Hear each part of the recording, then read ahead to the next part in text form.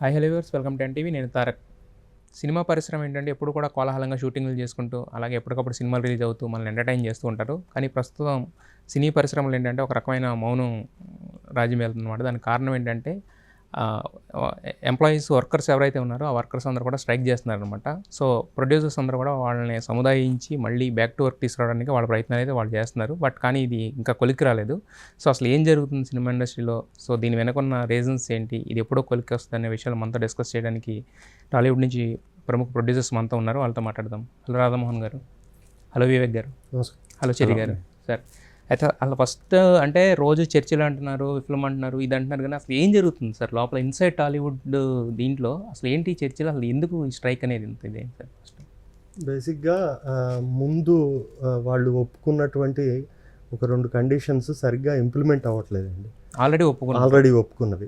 అది ఒప్పుకోవడం అంటే ఓవరాల్గా కూడా కాదు, పేపర్ మీద ఒప్పుకున్నటువంటి కండిషన్స్ వాళ్ళు ఇంప్లిమెంట్ చేయకుండా అడ్డంకులు సృష్టిస్తున్నారు.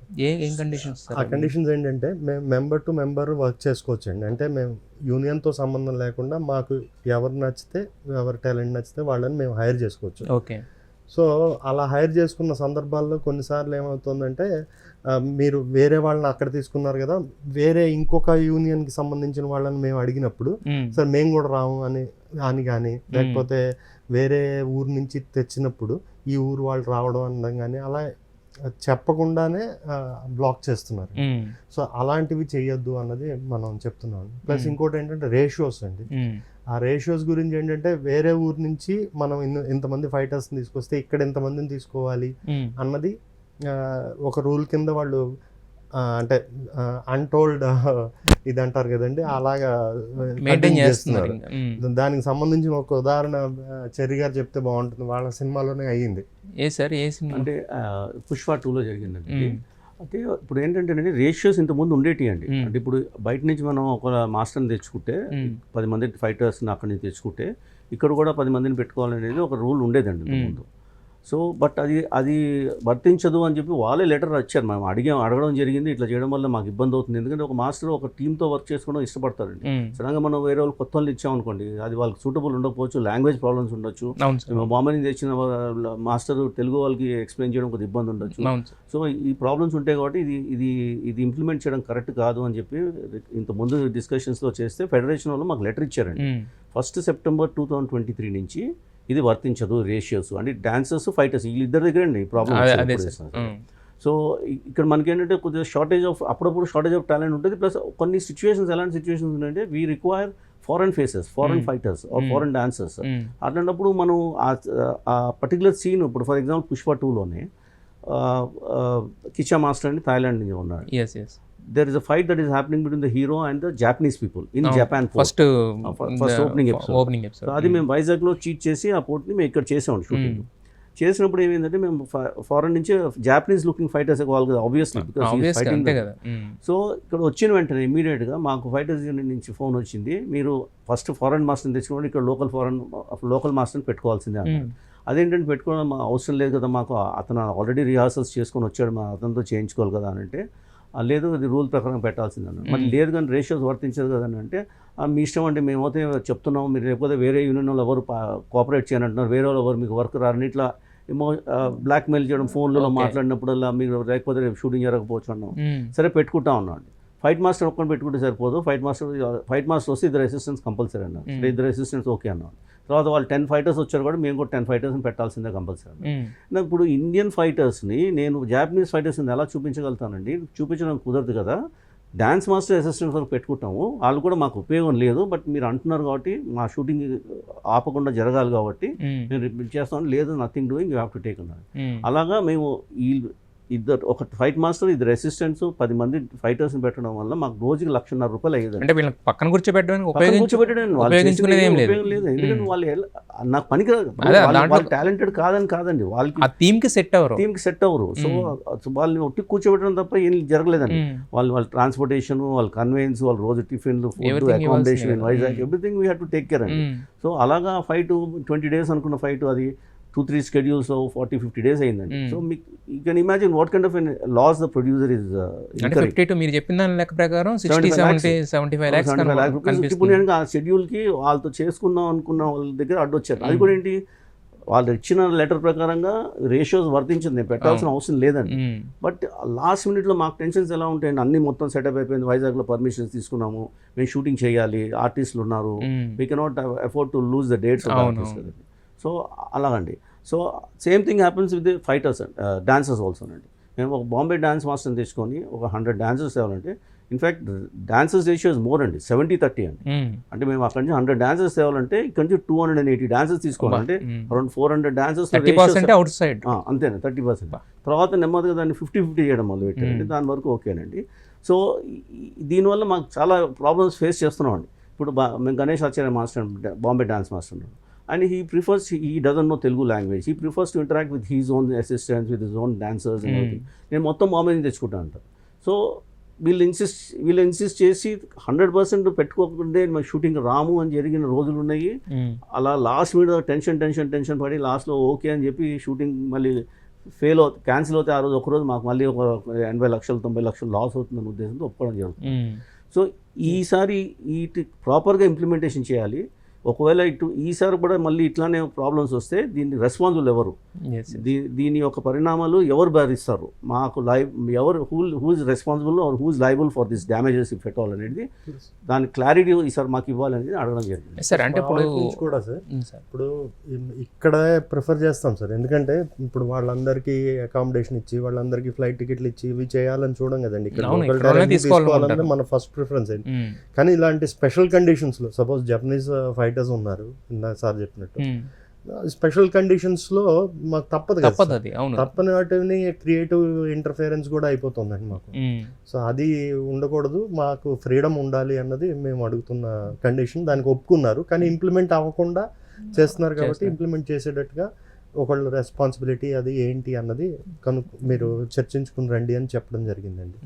ఇంకా టిపికల్ ఇలాంటి ఇష్యూలో టిపికల్ కండిషన్ ఏంటంటే, ఒక తమిళ్ డ్యాన్స్ మాస్టర్ తీసి బాంబేలో షూటింగ్ చేస్తే తమిళ వాళ్ళు తీసుకురావాలి, తెలుగు ప్రొడ్యూసర్ తెలుగు వాళ్ళు తీసుకోవాలి, బాంబేలో షూటింగ్ చేస్తున్నారు బాంబే వాళ్ళు తీసుకోవాలి. ఎలా మ్యాచ్ అవుతుంది? ఆ కోరియోగ్రాఫర్ కూడాను లాంగ్వేజ్ బారియర్స్ ఉంటాయి, చాలా అర్థం కాదు. కంపల్సరీ చేసి బలవంతంగా అతనితో చేయించున్నాం. అతను వాళ్ళు నచ్చిన వాళ్ళు తెచ్చుకుంటే అతను ప్రాపర్ అవుట్పుట్ ఇవ్వగలడు. మనం కంపల్సరీగా వాళ్ళని పెట్టుకుని అన్నప్పుడు అతను అవుట్పుట్ కూడా తేడా వస్తుంది కదా. సో అతను కూడా సాటిస్ఫైగా చేయలేడు, ఏదో ఒకటి చేసి 5 రోజులు సాంగ్ చేసి వెళ్ళిపోతారు. అది ఎవరికి నష్టం?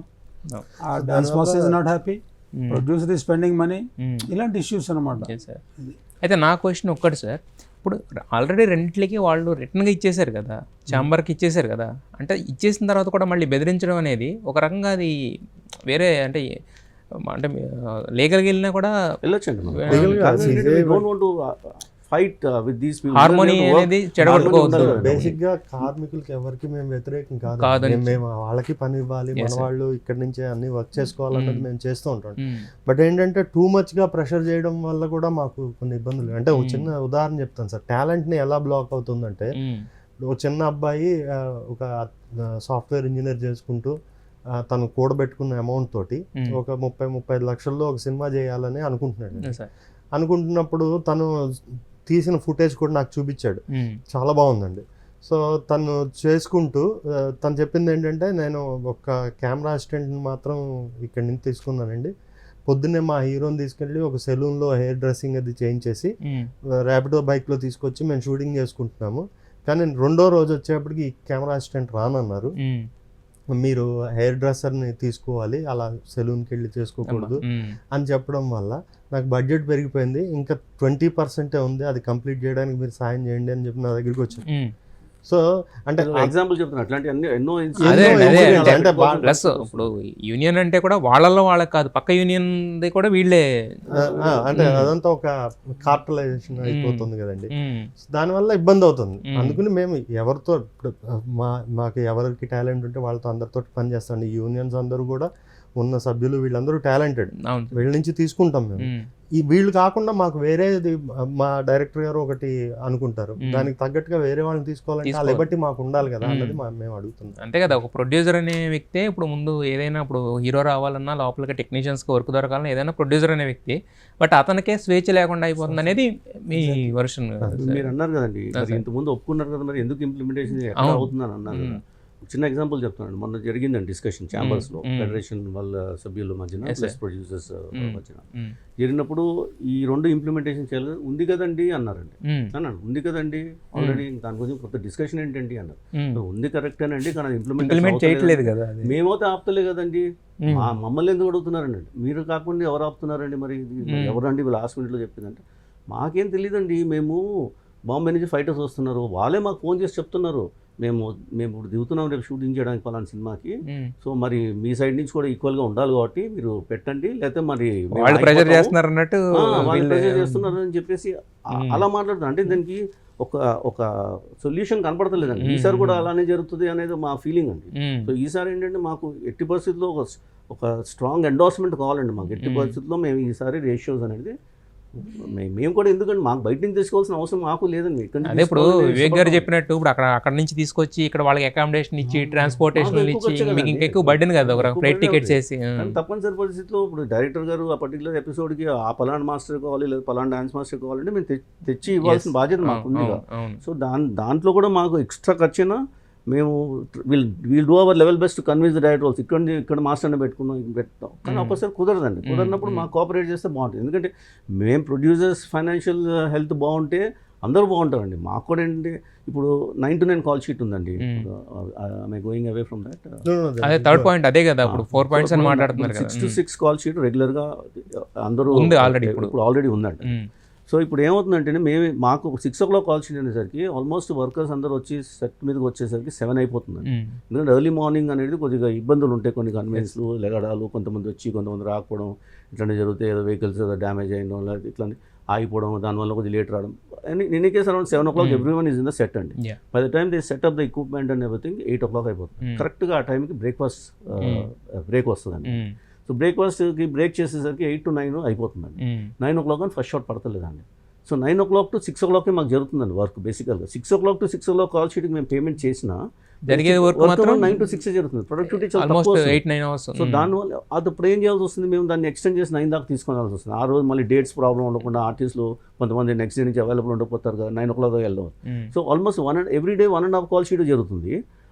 మాకు ప్రొడక్టివిటీ ఏమో 9 to 9 వస్తుంది మాకు. సో మా రిక్వెస్ట్ ఏంటంటే 9 to 9 కాల్ షీట్ పెట్టుకుంటే మీరు తీరుబడిగా 7:30కి 8 o'clockకి లొకేషన్కి వచ్చి ఒక పక్కన సెట్టింగ్ జరుగుతుంటుంది, ఒక పక్కన బ్రేక్ఫాస్ట్ చేసుకొని 9 o'clock నుంచి స్టార్ట్ చేస్తే ఈ నైట్ 9 దాకా చేయడం వల్ల మాకు నెంబర్ ఆఫ్ షూటింగ్ డేస్ తగ్గుతుంది. ఎందుకంటే బికాజ్ ప్రొడక్టివిటీ ఇస్ మోర్. 1.5 చేసే దగ్గర 1 ఇస్తే సరిపోతుంది మీకు. ఎగ్జాక్ట్. దానికన్నా కూడా అంటే ఇప్పుడు ఖర్చు తగ్గుతుంది, ప్రొడక్టివిటీ 12 hours. అదే ఏదైనా వాళ్ళ కన్వీనియన్స్ కూడా 6కి రావాలంటే ఎన్నింటికి లేవాలి? అదే సార్ 4కి ఎప్పుడో స్టార్ట్ అవ్వాలి, 3 గంటలు 4 గంటలకు బయలుదేరాలి రావాలి. సో మరి 9 అంటే వాళ్ళు కూడా కన్వీనియంటే కదా, 7 o'clockకి బయలుదేరచ్చు, 8 o'clock రావచ్చు, 9కి చేయొచ్చు. సో నాకు ఒక 9 PM వరకు ఉంటే 10-10:30కి వెళ్తారు, కానీ నెక్స్ట్ డే మార్నింగ్ ప్రెషర్ లేదు. అదే సార్, అంటే నా క్వశ్చన్ ఇక్కడ ఒకటి సార్, ఇప్పుడు 9 to 9 అనేది మీరు చెప్పిన దాని ప్రకారం చాలా కన్వీనియంట్గా ఉంది. దీన్ని అపోజ్ చేస్తుంది ఎవరు? అక్కడ ఉన్న పనిచేసే వాళ్ళు ఎవరైతే ఉన్నారో ఆ వర్కర్సా లేకపోతే వాళ్ళ లీడర్సా? సార్ నాకు తెలిసి వర్కర్స్ అనేది అపోజ్ చేస్తారని మేము అనుకోవట్లేదు. ఎంత యూనియన్ లీడర్స్ అది తప్పుగా కన్వే చేస్తున్నారు అనుకుంటున్నాను. ఎందుకంటే మేమేదో 9 to 9 చేస్తే ఎక్కువ వర్క్ చేయించేసుకుంటున్నాం. 12 గంటలే కదా, ఏదైనా 12 గంటలే మేము ఇచ్చేది. సో అది మేము ట్రై చేస్తున్నాం కన్విన్స్ చేయడం, కానీ వాళ్ళు మాకు కుదరదు, వర్కౌట్ కాదు మాకు. అదే రెగ్యులర్గా అయితే మాకు అదే 9 దాకా చేస్తే 1.5 కాల్ షీట్ వస్తుంది కదా. అంటే మాకు 6 to 9 మరి వర్క్ జరగకుండా మేము చేయించడం మాకు ఇబ్బంది కదండి, మాకు ఇబ్బంది అవుతుంది. Plus at the end of the day number of shooting days ఎంత తగ్గించుకోగలితే అంత బెటర్ అండి. Production most of the movies ఇప్పుడు మీరు చూస్తే అన్ని కాస్ట్ ఫెయిల్యూర్స్ అండి. ఇప్పుడు ఎందుకు అంటే అన్ని ప్రొడక్షన్ కాస్ట్లు పెరిగిపోయాయి. And at the same time revenue, theatrical revenues కానీ నాన్ థియేట్రికల్ రెవెన్యూస్ కానీ తగ్గిపోయాయి. So it is very necessary for the producers to plan properly and then reduce the cost as much as possible, which can be done only through increasing the productivity, which can happen from 9 to 9. So అదేమి వాళ్ళకి ఇబ్బందికరమైన సిచ్యువేషన్లో పెట్టి చేయించుకోవడం కాదండి. నేను చేసేది 12 గంటల పనే చేయించుకుంటాం కదండి. సో దాన్ని రిక్వెస్ట్ చేస్తుంటే దాన్ని కన్సిడర్ చేస్తలేదు. మరి ఎందుకు కన్సిడర్ చేస్తలేదు ఏంటి అనేది మాకైతే అర్థం కాని విషయం అది. మేమేమి మీరు మోర్ దెన్ 12 hours పని చేసి మేము 1 call sheet ఇస్తామని అంటలే కదా. అవునవును, అదే సార్. ఇప్పుడు మీరు చెప్పిన దాని ప్రకారం కొన్ని సినిమాలు చూడడానికి ఏమో అంటే ప్రొడక్షన్ పరంగా చూసుకుంటేనేమో అంత కనిపించదు ఖర్చు, కాకపోతే ఇన్ని కోట్లు అన్ని కోట్లు అవుతుంది అంటుంటే ఎక్కడ అనేది ఇక్కడ మీరు చెప్తుంటే ఇప్పుడు అర్థం అవుతుంది. అంటే చిన్నగా మొదలయ్యి కూడా ఇప్పుడు పుష్ప లాంటి సినిమా అయినా కూడా ఇప్పుడు ఒక రోజు 1 లక్ష 1.5 అయితే పర్వాలేదు, కానీ 1.5 దాకా వెళ్తే అది సమ్మప్ అవుతా 2 hours 2 yearsకి 3 yearsకి ఎంత అవుతుంది? అది చాలా బర్డెన్ అవుతుంది కదా. బేసికలీ ఇప్పుడు ఇండస్ట్రీ కూడాను సిచ్యుయేషన్ బాగోలేదు. అవును, ఓకే. మేము అడుగుతున్నది అంటే ప్రస్తుతానికి ఇండస్ట్రీ సిచ్యుయేషన్ బాగోలేదు. ఆయన చెప్పినట్టు చెర్రీ గారు చెప్పినప్పుడు థియేటర్కి రెవెన్యూ తగ్గింది, నాన్ థియేటర్ కూడా కష్టం అవుతుంది, కాస్ట్ ఆఫ్ ప్రొడక్షన్ తగ్గట్లేదు. సో ప్రొడ్యూసర్ నిలబడి 4 సినిమాలు చేస్తేనే కదా కార్మికులకి వర్క్ వస్తుంది. సో అందుకనే మాకు సహకరించండి, కష్టకాలంలో సహకరించండి. సో ఇప్పుడు 9 to 9 call sheet కూడా 1 way మనకు కొంచెం ప్రొడక్టివిటీ పెరిగితే, ప్రొడక్షన్ కాస్ట్ తగ్గితే ఇంకో సినిమా చేస్తారు, ఇంకో సినిమా చేయొచ్చు, వర్క్ పెరుగుతుంది, వాళ్ళకి వర్క్ పెరుగుతుంది కదా. సో ఇప్పుడు ప్రొడ్యూసర్ చాలా కష్టాల్లో ఉన్నారు, అది కూడా మీరు కూడా గమనించాలి, ఆలోచించుకోండి. ఆలోచించుకున్నప్పుడు మంచి రోజుల్లో మంచిగానే ఉన్నాం, ఇప్పుడు కష్టకాలం ఒకళ్ళొకళ్ళు సాయం చేసుకోవాలనేది మా ప్రతిపాదన. ఈ సండేస్ అంటే రెగ్యులర్గా జనరల్గా చేయరు కదా సార్, ఎప్పుడన్నా అవసరం అయితే తప్పనిచ్చి ఎక్కువ బేసిక్గా సార్. ఇప్పుడు సండే అన్నప్పుడు ఏమవుతుందంటే కొన్ని స్పెషల్ లొకేషన్స్ ఉంటాయి, గవర్నమెంట్ ఆఫీసులో చేయాలని షూట్, వాళ్ళు సండేనే ఇస్తారు. అలాగే ఒక కాలేజ్లో చేయాలి, వాళ్ళు సండే ఇస్తారు. కొన్ని సాఫ్ట్వేర్ కంపెనీ అలాగే కొన్ని స్పెషల్ లొకేషన్స్ ఉంటాయండి, అవి సండే ఇస్తారు. మేము ఆ రోజు చేయాలంటే మాకు డబుల్ కాల్ షీట్ పడిపోతుందండి. సో మేమేమంటున్నాం అంటే, మేము సండే చేసుకున్నప్పుడు కూడా సింగిల్ కాల్ షీట్ ఇస్తాము, ఓన్లీ సెకండ్ సండేకి డబుల్ కాల్ షీట్ పెట్టుకుందాం, అలాగే ప్రభుత్వం ఇచ్చిన సెలవు దినాల్లో కూడా డబుల్ కాల్ షీట్ చేసుకుందాం అని అడుగుతున్నాం అండి. ఎలాగూ వాళ్ళే చెప్తున్నారు మాకు ఫుల్గా టైం ఉండట్లేదు అని చెప్పేసి, అంటే ఫుల్గా వర్క్ ఉండట్లేదు అని చెప్పేసి 30 daysకి 30 days. సో ఉన్న వాటిల్లో ఒక సండే ఒకళ్ళు వర్క్ చేస్తే ఇంకో సండే ఇంకొకళ్ళు వర్క్ చేస్తారు, అందరికి రొటేషన్లో వర్క్ వస్తుంది కదండి. సో సండే ఇప్పుడు మేము ఈ డబుల్ బత్తా వల్ల కొందరు ఆగిపోయారు అనుకో, ఆ వర్క్ వచ్చే వాళ్ళకి కూడా బ్లాక్ అవుతున్నారు కదా. సో మేము అడుగుతున్నది అదనమాట, మిగతా 3 Sundays సెకండ్ సండే వదిలేసి మిగతా 3 Sundays చేసుకుంది. ఎలాగో అందరూ 30 days చేయట్లే కదండి మేము అన్నది మా ఉద్దేశం.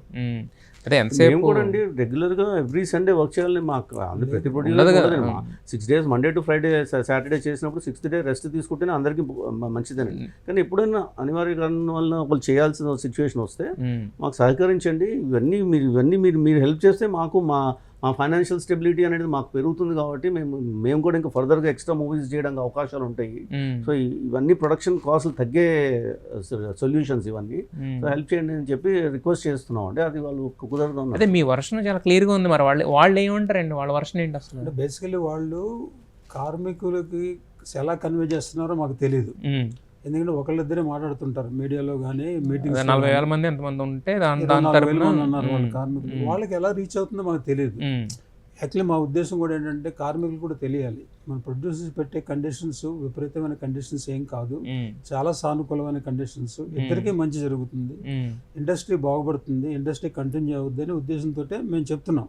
సో వాళ్ళకి ఎలా రీచ్ అవుతుందో మాకు తెలియదు.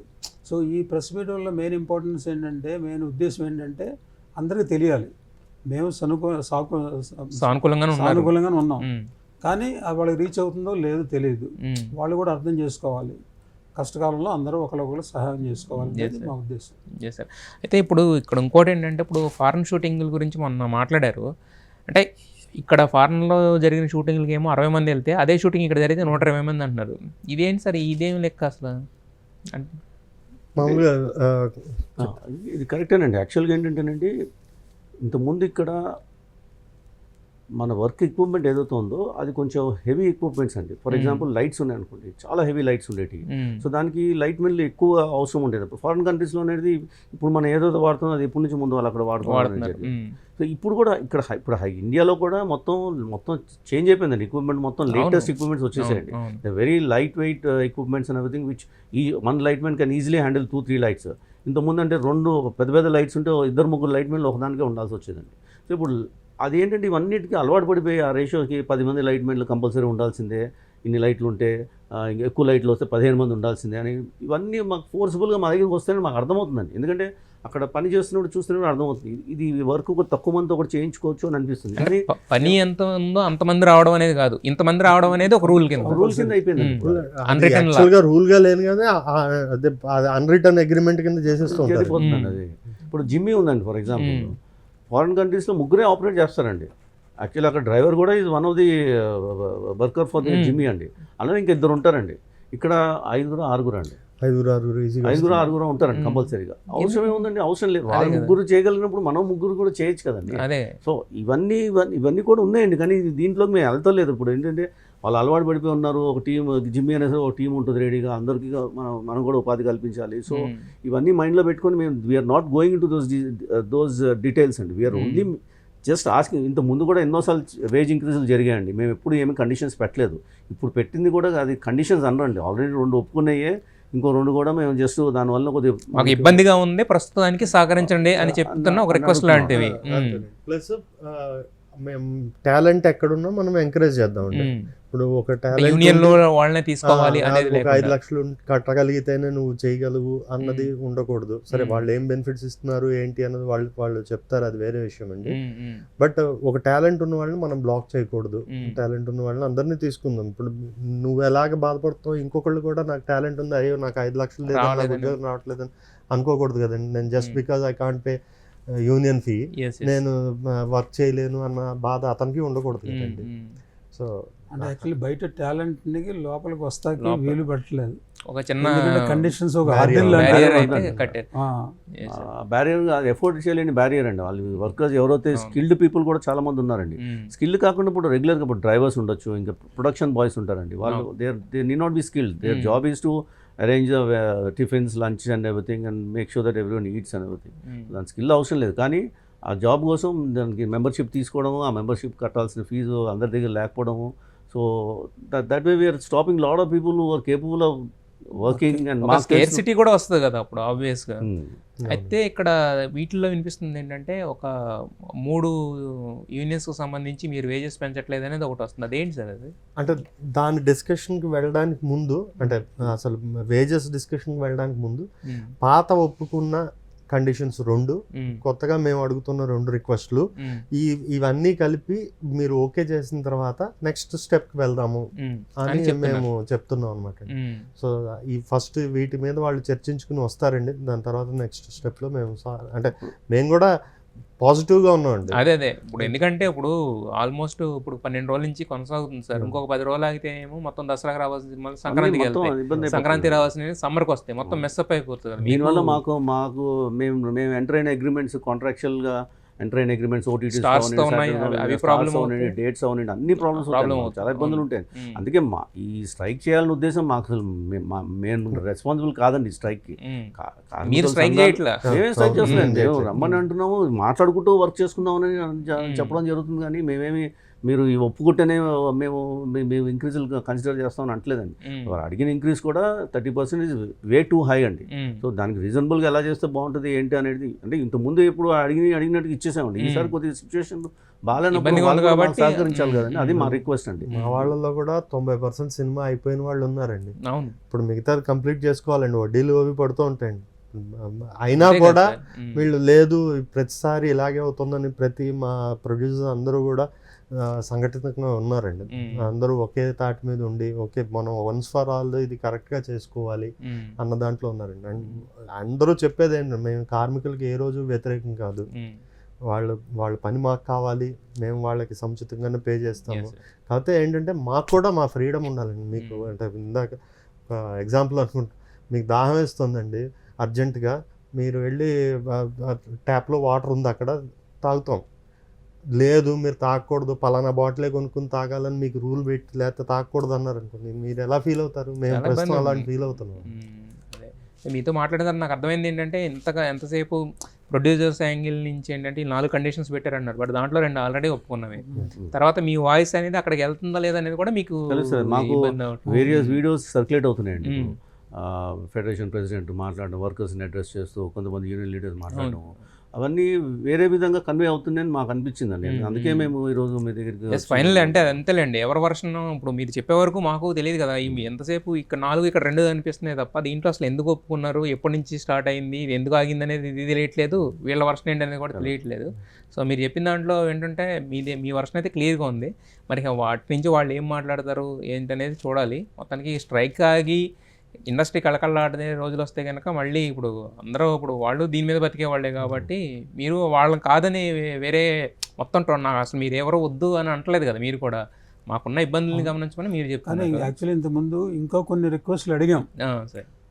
సరే అవన్నీ నువ్వు పక్కన పెట్టేసి ఇది ఇంపార్టెంట్ ఇవి ఒకటి హ్యాండిల్ చేయండి అని అడిగాం. ఈ రిక్వెస్ట్లు ఈ 4 చూడండి, తర్వాత సంగతి తర్వాత మిగతా మేము ఇంకా పట్టించుకోలేదు ప్రొడ్యూసర్స్. యాక్చువల్గా అండి మొత్తం ఎప్పుడైతే వీళ్ళు స్ట్రైక్ కాల్ ఫర్ చేశారో ఆ టైంలో మేము ప్రొడ్యూసర్స్ అంతా మీటింగ్ పెట్టుకున్నప్పుడు మొత్తం టోటల్ 15 కండిషన్స్ వచ్చాయండి మాకు.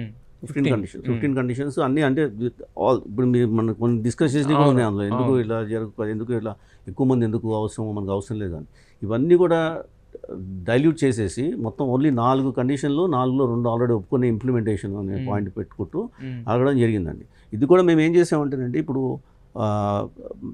చాలా వీడియోస్ చూసాము మేము, ఎప్పుడో మార్చి నుంచి చెప్పాము, నోటీస్ ఇచ్చాము అది అంటాం. మాకు నోటీసులు అంటే ఏం రాలేదండి మాకు.